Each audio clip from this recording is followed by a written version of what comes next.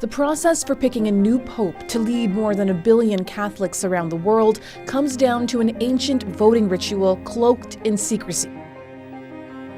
It's called Conclave, and here's how it works. After a pope dies or resigns, there's a period called sede vacante, roughly time of the empty throne in Latin. As the faithful gather in St. Peter's Square to say goodbye to the previous pope, top-ranking clergymen, known collectively as the College of Cardinals, descend on Vatican City from around the world. They're the ones who get to decide the new pope when conclave begins, usually 2 to 3 weeks after the start of sede vacante. Conclave dates back to the 1200s. 1492 was the first time it was held in the Sistine Chapel, the site of all conclaves since 1878. The cardinals voting under the famous ceilings painted by Michelangelo. The chapel is located just beside St. Peter's Basilica, where the Pope leads the Catholic Church. There's an intense security operation to prepare. The chapel swept for any illicit recording or listening devices before the cardinals arrive.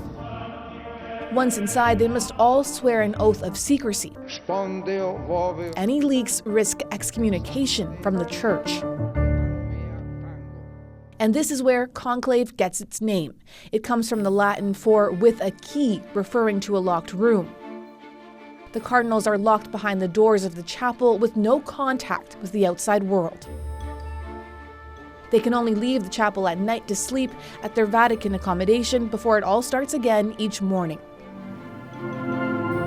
For centuries, the church's new leader has been chosen from the pool of cardinals, and there's usually a few rumored favorites going into conclave.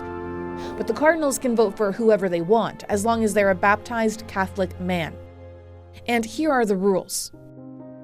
Only cardinals under the age of 80 are allowed to participate in the vote. The cardinals vote once on the first day. On following days, there are 4 rounds of voting each, 2 in the morning and 2 in the afternoon, until a new pope is chosen by a 2/3 majority.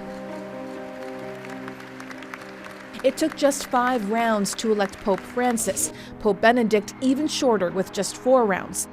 And Pope John Paul II was elected in 2 days after 8 rounds of voting.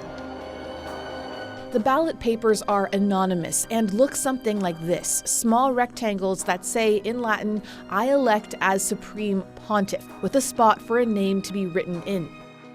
The cardinals put their ballots in an urn, the votes are counted and read aloud. Then this comes in. After a count, the ballots are burned in a stove connected to a chimney on the roof of the chapel. Those famous smoke signals are the world's only way of knowing what happened. Black smoke means no new pope yet.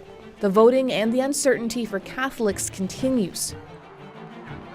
But if there's white smoke, Catholics in St. Peter's Square and around the world celebrate as a new pope has been chosen. This was the joyful reaction to the election of Pope Francis in 2013. We are so happy and so enjoyed that we are here now. It usually takes less than an hour after the white smoke before this announcement. Habemus Papam. Habemus Papam, or we have a pope.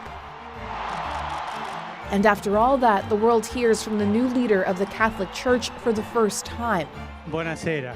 He blesses the crowd, Et Spiritus Sancto. and a new papal reign begins.